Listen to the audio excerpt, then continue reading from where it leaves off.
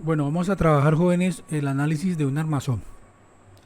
Vamos a entender un poco el concepto de qué es un armazón, a diferencia de las estructuras que hemos analizado hasta el momento. Los armazones tienen unas características que hacen que los diferencian de las fechas que hemos trabajado hasta el momento. Y básicamente es el hecho de que la estructura como tal está compuesta de elementos que también son para soportar carga, pero alguno de estos elementos está sometido a cargas que son distintas a una carga de tensión o compresión. Es decir, existen varias fuerzas sobre el elemento. Miremos, por ejemplo, un caso como esta estructura, cuando nosotros la desarmamos y hacemos los diagramas de cuerpo libre de cada uno de los componentes que la integran. Tenemos el elemento ABD, es este elemento. Tenemos el elemento CEF, que sería este, y el elemento BE, que es este. Si observamos las fuerzas que están actuando, este elemento BE sí se comporta como los que hemos trabajado en los elementos tipo Sercha, es decir, son sometidos a solo carga axial, que en este caso es una carga de compresión. Pero un elemento como el elemento CEF, mire que tiene una carga transversal al eje del elemento, tiene una carga diagonal y aquí tiene dos cargas, una horizontal, una largo del eje y otra transversal. O sea, tienen varias fuerzas, no está sometida a dos fuerzas. Cuando un elemento tiene esta condición de carga, nosotros ya hablamos de que la estructura se comporta como un armazón. Entonces, esa es como la característica o lo que lo diferencia de las que hemos analizado hasta el momento. Entonces, lo que vamos a ver aquí es cómo resolver este tipo de estructuras, pero yo sí quiero precisar que esto que yo le brindo es un poco de ayuda como para que a usted le quede fácil, pero le insisto que usted debe estudiar del libro, debe ver los ejemplos del libro y hacer el taller que le propone el libro. Estos videos son una ayuda, pero no sustituyen esa importante labor que usted debe hacer de manera autónoma, y es ir a consultar el libro. Entonces yo lo invito a que si bien le ofrezco este video, no pierda ese espíritu de seguir la lectura de los libros. Entonces, ¿qué vamos a hacer para analizar un armazón? Entonces, normalmente lo que nosotros hacemos es hacer el diagrama de cuerpo libre de toda la estructura completa. Hacer el diagrama de la estructura completa, es decir, en este caso estaríamos hablando de esta fase, la estructura completa. Le hago el diagrama de cuerpo libre, eso me puede permitir calcular estas reacciones y esta tensión, o quizá plantear alguna ecuación que me vincule algunas incógnitas a resolver alguna de estas relaciones. Entonces yo puedo tener o encontrar de forma directa alguna reacción, o al menos plantear una ecuación que me pueda servir para que de futuro usarla con otras y resolver el modelo. Eso es lo que hago en primera instancia. Lo otro, hago lo que se puede decir que es una especie de ensamble. Cojo el cuerpo, cada una de las partes que lo integran, lo separo como está aquí y realizo el diagrama de cuerpo libre de cada uno de esos cuerpos. Como se supone que esta estructura está en equilibrio, si la estructura está en equilibrio, pues implica que cada una de sus partes también lo están. Entonces, bajo la acción de estas fuerzas, este cuerpo tiene que estar en equilibrio. Bajo la acción de estas, tiene que estar en equilibrio. ¿Qué tengo en cuenta? Todas estas fuerzas que las considero internas cuando está aquí ensamblado, cuando ya lo desensamblo aquí, me permite calcularlas usando el concepto de la tercera ley de Newton. ¿Qué voy a hacer? Miremos el caso del nodo C. En el nodo C, si yo dibujo que en este elemento la fuerza va en este sentido, la tercera ley de Newton me dice que sobre el otro cuerpo, es decir, sobre este cuerpo, va a actuar otra en el sentido contrario, con la misma magnitud, la misma dirección y sentido contrario. Entonces mire que este es el mismo nodo C y el nodo C, pero en del cuerpo que va de C a F, y este es del cuerpo que va de D a A. Si bien lo tienen en común, al interactuar a través del pasador, las fuerzas que se generan por la tercera ley de Newton van a ser iguales en dirección, iguales en magnitud, pero de sentidos contrarios.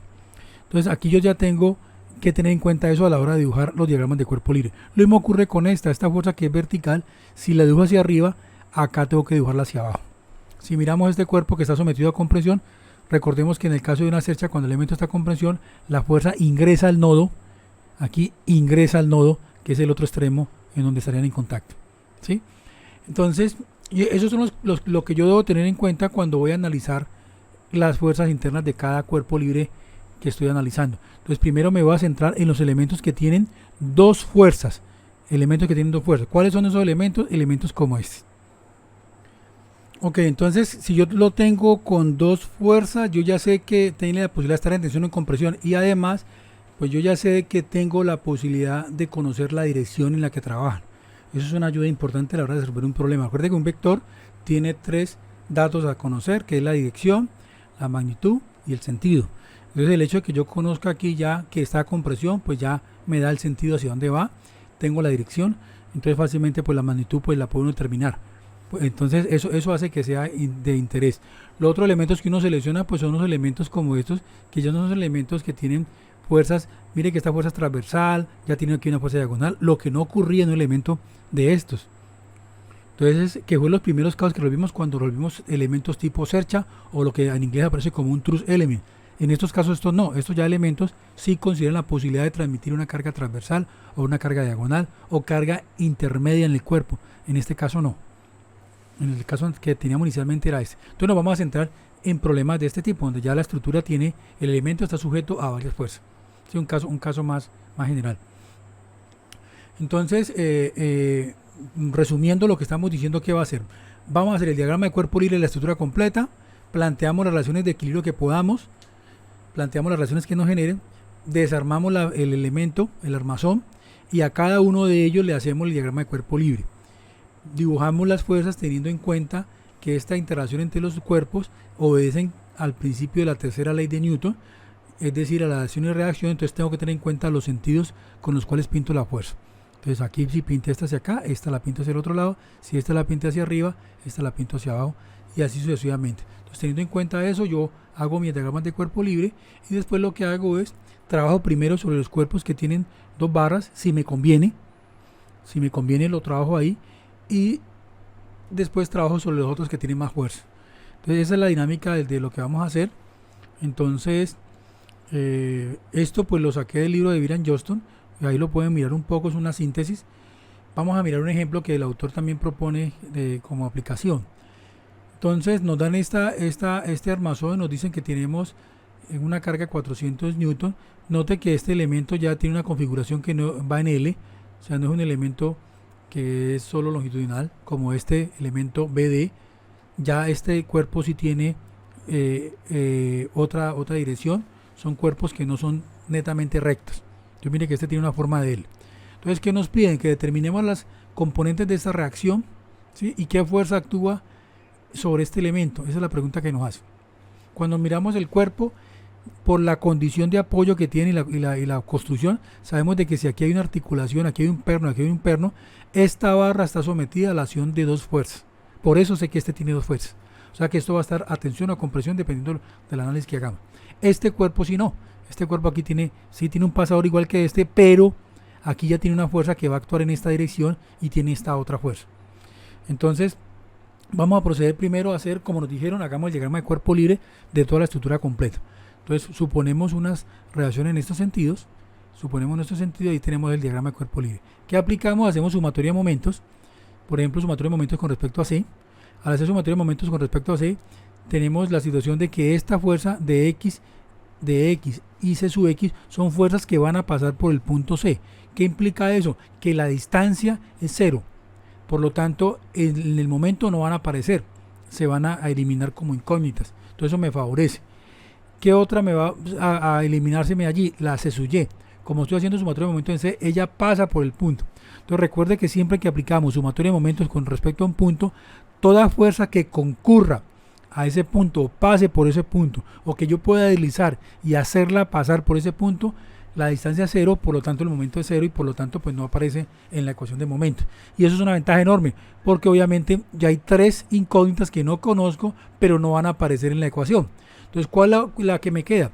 Me queda la fuerza de su Y, que tengo esta distancia que dice que es 240 por la fuerza que es de su Y, que no conozco. Sé que esta fuerza, la tendencia de rotación con respecto a este punto C es en este sentido. Ella trata de rotar en este sentido, trata de rotar así. Quiere decir que esto es un momento positivo, por eso va positivo. Analizo la misma situación con la fuerza de 400 newton. ¿Qué pasa con la 400 newton? La deslizo, la pongo en este punto para que la distancia que yo esté midiendo sea perpendicular a la fuerza, y ahí esta distancia la mido sobre una línea que es perpendicular a la fuerza, insisto en eso, me da que es 135 según los datos del ejercicio y tengo 400 newton. Entonces esta fuerza, ¿cuál es su tendencia? La tendencia a rotar alrededor de este punto C en este sentido. Quiere decir que eso es un momento positivo, ¿sí? Entonces acá tengo positivo y positivo, aquí están los valores, despejo la ecuación de aquí y de aquí obtengo quién es de su y. De su y encuentro que vale menos 225. ¿Qué significa al menos? Que el sentido que yo supuse no es. Entonces no va hacia arriba, sino que va hacia abajo. Entonces yo simplemente lo especifico, digo el valor sigue siendo 225 newton, pero va en el sentido hacia abajo. Ahora procedo a hacer sumatoria de momentos en D. ¿Qué ventaja tengo de hacer sumatoria de momentos en D? Pues similar al anterior. Logro que los momentos de estas dos fuerzas de D se eliminen, no aparezcan en la ecuación, y la componente C sub X tampoco. Solo queda produciendo momento C sub Y, esta fuerza por esta distancia que son 240. ¿Qué sentido tiene? Vemos que la tendencia de rotación con respecto al eje D es esta. ¿Qué implica eso? Pues que este valor es negativo. La fuerza de 400 vengo y la deslizo nuevamente hasta aquí para medir sobre una línea perpendicular a la fuerza. Es decir, esta línea es perpendicular a la fuerza cuando yo la traslado acá. Esta fuerza la traslado acá. Entonces me queda fuerza por distancia. La distancia son 135 y 240, que es lo que estamos diciendo acá. La fuerza son 400, aquí los tengo. Y el valor es positivo. ¿Por qué es positivo? Porque esta fuerza, cuando yo la pongo acá, trata de rotar en este sentido. La tendencia de rotación es en este sentido con respecto al punto D. Por eso es positivo. Entonces, bueno, igualo a 0. De ahí despejo quién es C sub Y. Entonces, opero esta cuenta, es 335 dividido entre 240. Tengo este valor y me da 625. ¿Qué quiere decir eso? Que C sub Y vale 625 newton. Hacia arriba, porque la operación no me cambió el signo, el sentido. Entonces sé que se mantiene este sentido. Entonces ya tengo el valor de D sub Y y el valor de C sub Y. Tengo estas dos. Ya tengo un avance haciendo el diagrama de cuerpo libre de todo el armazón completo. Miren que eso es una ventaja. Pude encontrar de forma directa dos de las incógnitas que estoy interesado en encontrar. Pero adicional, yo puedo plantear una tercera ecuación que es la sumatoria de fuerzas en X. Yo puedo plantear también sumatoria de fuerzas. Entonces voy a plantear sumatoria de fuerzas en X. ¿Por qué no planteo en Y? Porque la de Y pues me sirve para verificar. Miremos, hagamos el ejercicio. Si hago sumatoria de fuerzas en Y, ¿qué sería? Será 400 hacia abajo. C sub Y que vale, ¿cuánto vale C sub Y? 625. Y D sub Y vale 225 hacia abajo. Entonces si yo analizo estas dos, al sumar estas dos, esta va hacia arriba 625 y esta 225 iría hacia abajo, me va a dar 400 hacia arriba. Y con estos 400 se va a equilibrar. O sea que si yo hago sumatoria de fuerza en Y, pues no me da nada nuevo, no me da una ecuación nueva, me permite sí validar, que sí es importante hacerlo. Hago la validación y digo, no, ok, ya sé que estos valores me quedaron bien calculados porque ya los valido y sé que está bien.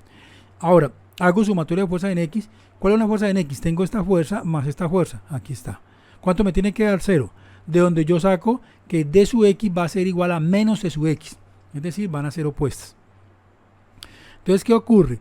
Con esto en mente, yo ya tengo, si bien no tengo el valor de D sub X ni C sub X, por lo menos sí tengo una relación entre ellas, ¿sí? Y pude determinar algunas de las componentes de las reacciones. Y eso es lo primero que puedo hacer con todo el armazón completo. ¿Qué hago ahora? Vengo y separo el cuerpo. Entonces aquí tengo el elemento ABC y aquí volví a dibujar el armazón como para que lo tengamos fácil. Entonces me quedo con este mero cuerpo. Tengo este cuerpo, que es este que está aquí, y hago su diagrama de cuerpo libre. Cuando hago el diagrama de cuerpo libre, ¿qué ocurre? Yo puedo determinar C sub X si hago sumatoria de momentos en B. Si hago sumatoria de momentos en B, en estos momentos la fuerza D puede ingresar o salir del nodo, no es relevante para ese cálculo, porque como esta fuerza aquí produce momento 0, entonces se va a anular porque pasa por el punto en donde yo estoy haciendo el momento. O sea que en estos momentos, si bien digamos que no sé hacia dónde va o no me estoy deteniendo en eso, es irrelevante si la fuerza ingresa o sale del nodo para este cálculo que estoy haciendo de momento en B, porque su momento no va a contribuir, me va a dar 0. Sin embargo, al hacerlo momentos acá, ¿qué logro? ¿Qué le pasa a la fuerza C sub Y? Esta fuerza la puedo deslizar, su línea de acción es concurrente o pasa por el punto B. Quiere decir que este momento también va a dar 0. Solo va a producir momento C sub X y la de 400. Entonces C sub X, esta distancia perpendicular es 450. Entonces C sub X por 450. ¿Cómo rota? La tendencia de rotación de esta fuerza alrededor de este punto B es en este sentido. Por lo tanto es negativo el momento. Esta fuerza de 400 la deslizo un poco y la llevo a este punto para que la distancia sea perpendicular al punto B. Entonces yo la ubico en ese punto. Entonces, ¿qué obtengo allí? Tengo 400 que está la fuerza y la distancia que es 135. Entonces tengo 400 por 135 y la tendencia de rotación es en este sentido. Por eso ese momento es positivo. Hago esta operación, aquí está, y divido entre 450, es decir, hago el despeje. Eso me da que C sub X es 120. No me dio de signo contrario, por lo tanto el sentido se mantiene y vale 120 newton. Entonces hasta el momento ya determiné cuánto vale C sub Y y cuánto vale C sub X, que eran importantes para yo encontrar la reacción en este apoyo. Pero adicional, ya sabemos que D sub X es menos C sub X. Como D sub X menos C sub X y C sub X vale 120 newton, pues ya sé que D sub X vale menos 120 newton. Quiere decir que en este apoyo ya había encontrado que la fuerza va hacia abajo y esta fuerza va en el otro sentido, a lo que yo inicialmente había supuesto. Ya lo encontré aquí, va 120 en este sentido. Recuerden que yo lo había supuesto inicialmente, miremos atrás, lo habíamos supuesto en este sentido. Pero al hacer los cálculos encontramos que va es hacia el otro lado. Aquí me da negativo, quiere decir que no es lo que yo supuse, entonces le cambio el sentido y me va a quedar apuntando hacia acá. ¿Qué pasa? Pues yo tengo ya las dos componentes de la reacción que van a actuar en este nodo. ¿Qué ocurre? Acá, si notan, yo me atreví a pintar ya para el diagrama de cuerpo, si pinté esta fuerza ingresando al nodo. Lo que nos sugieren siempre es, siempre que usted no sepa, píntelo saliendo.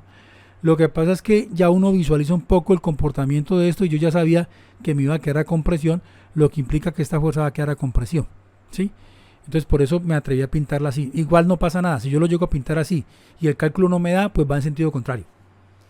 Pero digamos que la recomendación es que usted siempre lo pinte saliendo del nodo, a menos de que usted sepa que va a ingresar. Entonces, como en este caso yo ya sabía que me iba a ingresar, entonces lo pinté de una vez en el sentido que va. ¿Ok?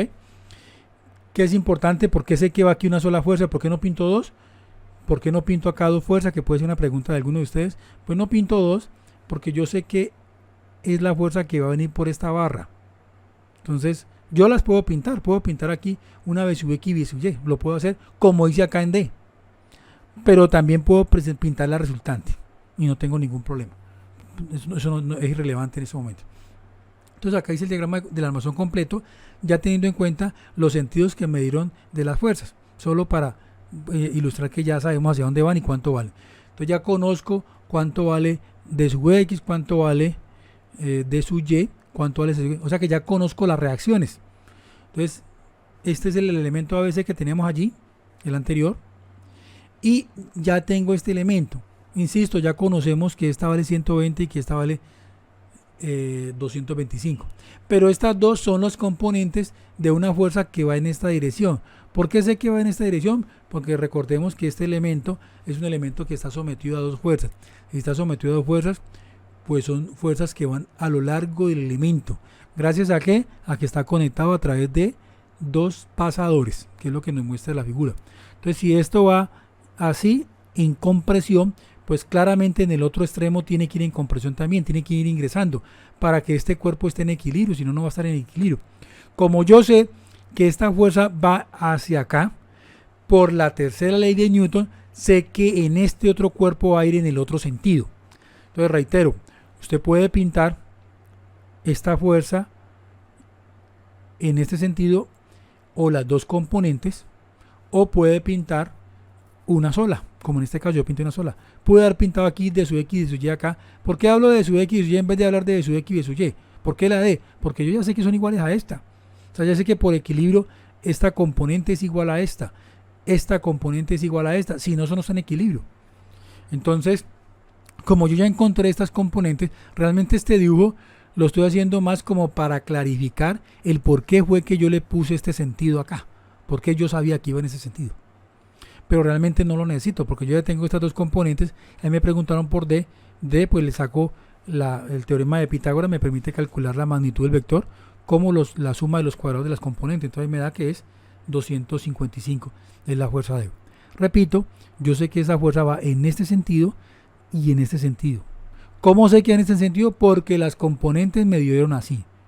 Y como este es un elemento que está sometido a dos fuerzas, necesariamente la otra fuerza tiene que ser colineal y de sentido opuesto con la misma magnitud. Entonces de esa manera podemos resolver un problema con eso. Entonces como síntesis, la recomendación es breve, es hacer lo que nos dicen acá. Hagamos el diagrama de cuerpo libre de la estructura completa, que fue esto, estructura completa. Después nos dicen hagamos los diagramas de cuerpo libre de cada una de las partes, que es lo que está manifestado en esto para calcular las fuerzas internas. Cuando hablamos de fuerzas internas nos estamos refiriendo a estas fuerzas que están aquí entre estos dos. Mire que cuando yo hago la estructura completa, pues aquí no aparecen. ¿Por qué no aparecen? Porque obviamente al yo armar la estructura, la acción y reacción se eliminan. Entonces por eso pues no lo dibujo. Entonces acá dibujo los cuerpos separados y a cada uno le hago diagrama de cuerpo libre y puedo aplicar las ecuaciones de equilibrio que usted conoce, es decir, sumatoria de fuerza, sumatoria de momento, lo puede aplicar a cada uno de ellos y eso le va a permitir resolver el problema. ¿En cuál se puede centrar? Mire que inicialmente, si usted mira la teoría, nos dice primero considerar elementos sometidos a la acción de fuerza. Mire que en este caso es el que yo resolví como ejemplo, pues lo hice de alguna manera adrede para demostrarles que pues no necesariamente, ¿no? Yo no trabajé con este elemento que es el que está sometido a fuerzas. Mire que me fue por la estructura completa. Hice primero esta relación aquí, planteé una relación entre estas dos, que si bien esta sumatoria de fuerza en X no me dice cuánto vale, sí me da una relación que pude usar cuando trabajé con el cuerpo separado para encontrar la otra fuerza. Y de esa manera mire que yo pude encontrar las fuerzas. Entonces,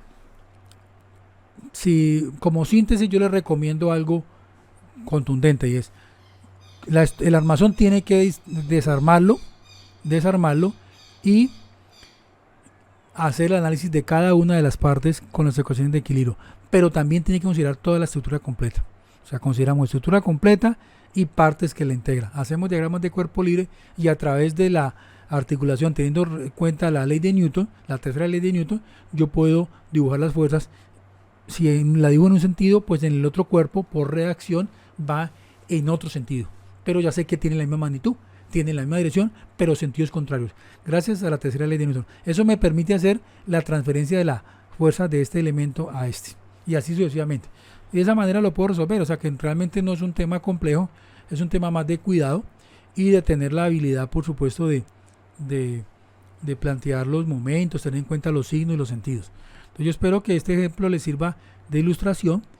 Sin embargo, les recomiendo que vea estos problemas que están resueltos en el libro. Ahí les relaciono dos libros que pues manejamos en la clase, el libro de Byron Johnston y de Hibbeler.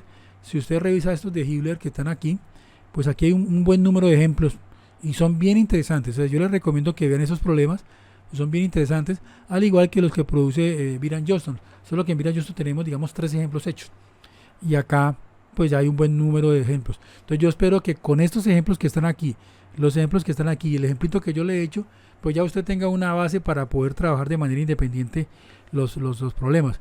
Le insisto, antes de hacer problemas, ¿qué tiene que hacer? Ir a leer el libro. Primero lea el libro, lea la teoría, saque los fundamentos, saque una síntesis. Mire el ejemplo que yo le di, estos ejemplos que están ahí, y después de que haga eso, ahora sí vaya al taller. Una vez tenga alguna dificultad, pues me deja saber y yo miro de qué manera le puedo ayudar. Entonces espero que este video le sirva pues de base para avanzar en su estudio. Muchas gracias.